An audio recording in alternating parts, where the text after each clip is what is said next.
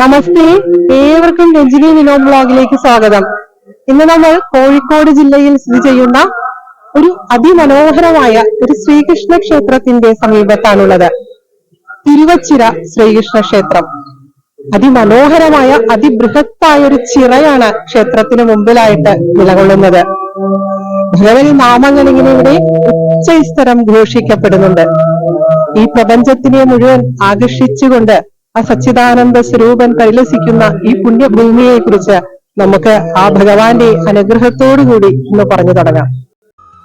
കോഴിക്കോട് ജില്ലയിൽ മീഞ്ചന്ത എന്ന ദേശത്തിനടുത്ത് സ്ഥിതി ചെയ്യുന്ന തിരുവച്ചിറ ശ്രീകൃഷ്ണ ക്ഷേത്രത്തിന്റെ തിരുമുമ്പിൽ അതിബൃഹത്തായ അതിമനോഹരമായ ഒരു ചിറയുണ്ട്. ചിറയുടെ സാന്നിധ്യത്തിൽ നിന്നും പിറവിയെടുത്ത തിരുവച്ചിറ എന്ന ക്ഷേത്രനാമത്തിൽ നിന്നു തന്നെ ഈ ക്ഷേത്ര ചിറയ്ക്കുള്ള പ്രാധാന്യം മനസ്സിലാക്കാവുന്നതാണ്. ക്ഷേത്രത്തിൻ്റെ കാലപ്പഴക്കം നിർണയിക്കുവാൻ പര്യാപ്തമായ ആധികാരിക രേഖകൾ ഒന്നും തന്നെ ലഭ്യമല്ലെങ്കിലും 14 അഥവാ 15-ാം നൂറ്റാണ്ടുകളിലാണ് ഇവിടുത്തെ പ്രതിഷ്ഠ നടന്നത് എന്നൊക്കെ പറയപ്പെടുന്നുണ്ട്. ഇപ്പോൾ കേരള ക്ഷേത്ര സംരക്ഷണ സമിതി ദേവസ്വത്തിൻ്റെ കീഴിലുള്ള ഈ ക്ഷേത്രം കിഴക്ക് ദർശനമായി നിലകൊള്ളുന്നു. ക്ഷേത്ര നിർമ്മിതിയും ക്ഷേത്ര കാഴ്ചകളും അതീവ ലാളിത്യം നിറഞ്ഞതാണ്.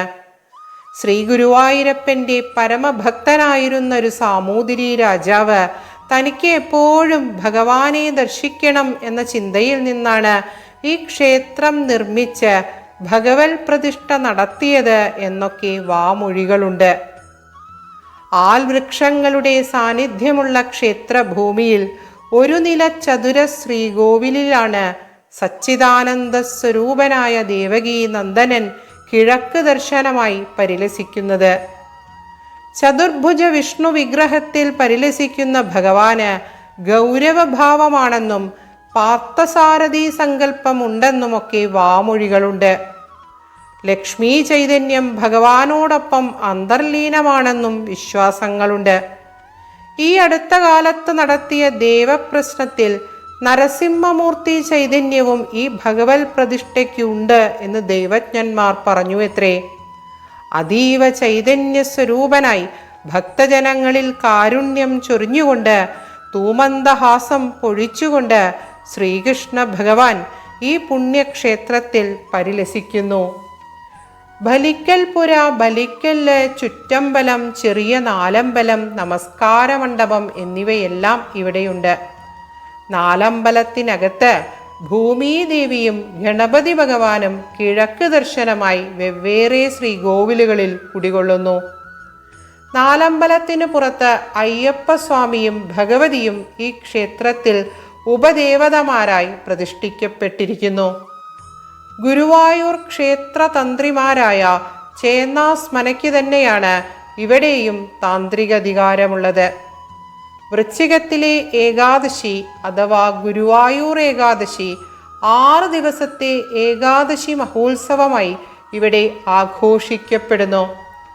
കാഴ്ചശീവേലിയും കലാസാംസ്കാരിക പരിപാടികളും വിളക്കെഴുന്നള്ളിപ്പും തായമ്പകയും ഭഗവാന്റെ ആനപ്പുറത്തുള്ള നഗരപ്രദക്ഷിണവുമെല്ലാം ആ സമയത്ത് ഇവിടെ ഉണ്ടാകുന്നു. അഷ്ടമി രോഹിണിയും അതീവ വിപുലമായി ആചരിക്കപ്പെടുന്നു. നിർമാല്യ ദർശനം, വാഗച്ചാർത്ത്, പാലഭിഷേകം, മലർ നിവേദ്യം, വെണ്ണ നിവേദ്യം, നവകം, പഞ്ചഗവ്യം, കളഭപൂജ, കളഭാഭിഷേകം, ഉച്ചപൂജ, ശ്രീഭൂതബലി എന്നിവയെല്ലാം ഭഗവാന്റെ പിറന്നാളിനോടനുബന്ധിച്ച് ഉണ്ടാവാറുണ്ട്. കുചേല ദിനവും വിശേഷാൽ ആചരിക്കുന്നു. എല്ലാ മാസവും മകൈര്യം നാളിൽ നടക്കുന്ന അപ്പം നിവേദ്യം പ്രശസ്തമാണ്. നവരാത്രി, ഇല്ലം നിറ, വിഷുക്കണി, കർക്കിടക മാസാചരണം, മണ്ഡലമാസാചരണം എന്നിവയും മറ്റ് ആണ്ടുവിശേഷങ്ങളാണ്. പാലഭിഷേകം, ഇളനീറഭിഷേകം, സൂക്തപുഷ്പാഞ്ജലികൾ, വെണ്ണ ചാർത്തൽ, ചന്ദനം ചാർത്തൽ, തൃക്കൈവെണ്ണ, ലക്ഷ്മീനാരായണ പൂജ, രുക്മിണി സ്വയംവര പൂജ, ത്രികാല ഭഗവതി സേവ എന്നു തുടങ്ങി ഒത്തിരി വഴിപാടുകൾ ഈ ക്ഷേത്രത്തിലുണ്ട്. ഉപദേവതമാർക്കും പ്രത്യേകം വഴിപാടുകൾ ചെയ്യുവാനുള്ള സൗകര്യവും ഈ ക്ഷേത്രത്തിലുണ്ട്. ക്ഷേത്രത്തിനു മുമ്പിലുള്ള ക്ഷേത്രച്ചിറ ഒരു സാമൂതിരി രാജാവ് തനിക്ക് ഭഗവത് അനുഗ്രഹത്താൽ സന്താന സൗഭാഗ്യമുണ്ടായപ്പോൾ ഭഗവാന് സമർപ്പണമായി നിർമ്മിച്ചതാണ് എന്നൊക്കെ കേട്ടുകേൾവികളുണ്ട്. ഈ ചിറയിൽ ആഫ്രിക്കൻ മുഷിയുടെ സാന്നിധ്യത്താൽ മറ്റ് മത്സ്യസമ്പത്തും ജൈവസമ്പത്തും എല്ലാം കുറയുവാനിടയായത് ഒരിടയ്ക്ക് വലിയ വാർത്തയായിരുന്നു. ഇപ്പോൾ ഈ ക്ഷേത്രച്ചിറയെ സംരക്ഷിക്കുവാൻ ശ്രമങ്ങൾ നടക്കുന്നുണ്ട് എന്ന് പറഞ്ഞു കേട്ടു. ഏകദേശം 4.5 ഏക്കറോളം വിസ്തീർണമുള്ള അതിമനോഹരമായ ക്ഷേത്രച്ചിറ ഒരു അസാധാരണമായ ചൈതന്യവത്തായ കാഴ്ച തന്നെയാണ്. ക്ഷേത്രത്തിന് സമീപത്ത് റെയിൽവേ പാതയും പോകുന്നുണ്ട്. ഇവിടെ നടക്കുന്ന അഖണ്ഡനാമ ജപം വളരെ നല്ല കാര്യമായി തോന്നി. ക്ഷേത്രഭൂമികളിൽ എത്തുമ്പോൾ ലൗകികമായ കാര്യങ്ങൾക്ക് ഇടവേള കൊടുത്തും കൊണ്ട് മനസ്സ് പൂർണ്ണമായും ഈശ്വരനിൽ ലയിക്കുവാനും ആത്മീയ പാതയിലേക്കുള്ള ശ്രദ്ധയും ഭക്തിയും താല്പര്യവും ഏകാഗ്രതയും ഉണരുവാനും ഹൃദയം പരിശുദ്ധീകരിക്കുവാനും ഭഗവത് നാമങ്ങൾ ഉച്ചത്തിൽ ജപിക്കുന്നതുകൊണ്ടും ശ്രവിക്കുന്നതുകൊണ്ടും ഭക്തന് സാധിക്കുന്നു. ഭഗവത് നാമജപം കലിയുഗത്തിൽ ഏറെ പ്രത്യേകത നിറഞ്ഞ പ്രാധാന്യം നിറഞ്ഞ ഒരു ഈശ്വരാരാധന തന്നെയാണ്. ഭഗവാൻ നൽകിയ പ്രഭാത ഭക്ഷണം കൂടി കഴിച്ചാണ് ഞങ്ങൾ ഈ പുണ്യഭൂമിയിൽ നിന്നും വിട പറഞ്ഞത്. ക്ഷേത്രത്തിൽ എന്തൊക്കെയോ അറ്റകുറ്റപ്പണികൾ നടക്കുന്നതും ശ്രദ്ധയിൽപ്പെട്ടു.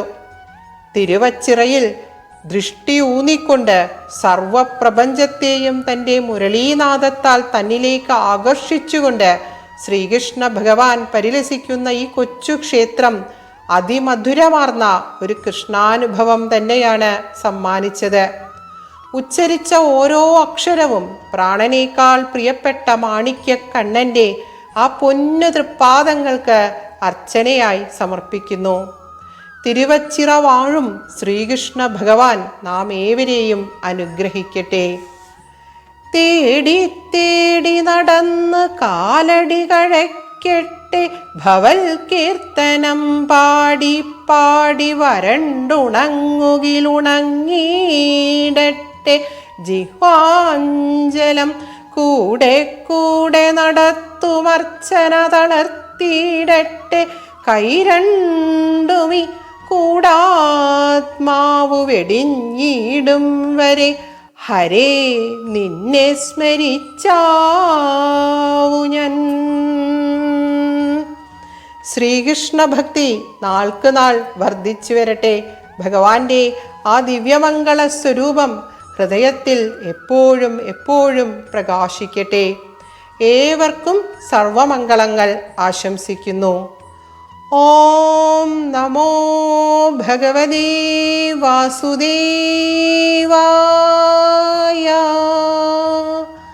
ഹരേ കൃഷ്ണ. ശ്രീകൃഷ്ണ ശരണം.